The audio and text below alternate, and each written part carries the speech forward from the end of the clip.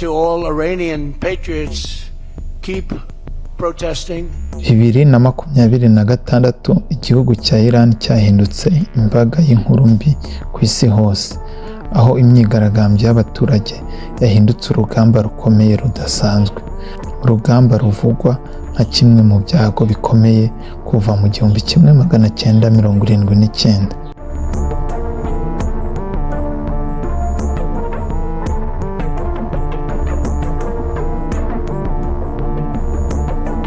Imyigaragambyo yatangiye kuwa 28 Ukuboza 2025 kubera ibibazo by'ubukungu n'izamuka ry'ibiciro.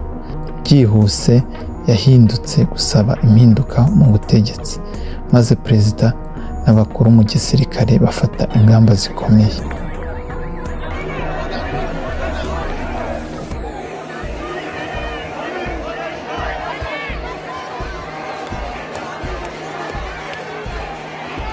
Amakuru atangwa n'abaharanira uburenganzira bwa muntu aravuga ko abantu nibura 2571 bamaze kwicwa mu gukumira imyigaragambyo hirya no hino mu gihugu.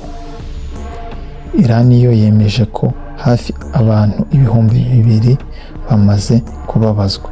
Ubutegetsi bwanenze ibivugwa, bavuga ko ari ibikorwa by'amahanga. We urge the Iranian authorities to halt immediately all forms of violence and repression against peaceful protesters and to restore full access to the internet and telecommunications services. Mu minsi ya vuba, Iran yakuyeho internet ndetse ihagarika imirongo ya telefoni, bigatuma amakuru ava mu gihugu agorana cyane.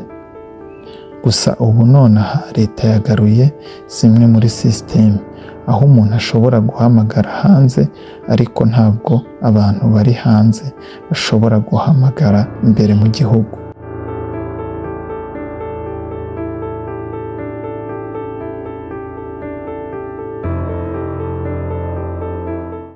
Abatangabuhamya bavuga ko amasaha yose ku mihanda hahoze abashinzwe umutekano, abapolisi b'igihugu ndetse n'abaturage bari hagati mu ntambara n'intimba ibabaye.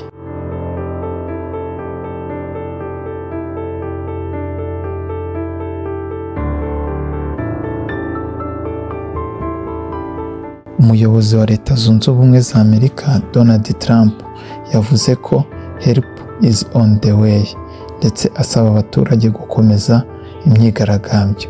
Bituma impungenge zo kuba hashobora kuba intambara n'igeragezwa rya gisirikare ziyongera. Ibi byateje impaka ku rwego mpuzamahanga.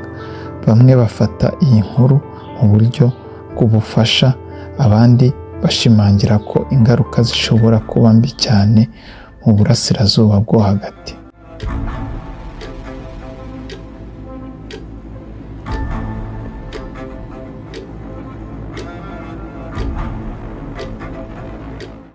Mu gihe ibihugu n'imiryango mpuzamahanga bitangaza impungenge, ubuyobozi bwa Iran buvuga ko abantu bakekaho ibikorwa by'ubugizi bwa nabi bashobora guhanwa byihuse, harimo no kurangiza ubuzima bwabo ku mugaragaro.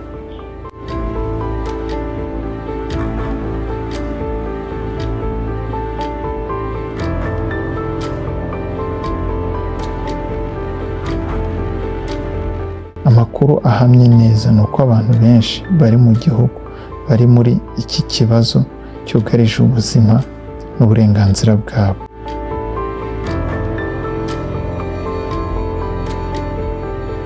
Kanda subscribe udacikwa n'uko biri bugende.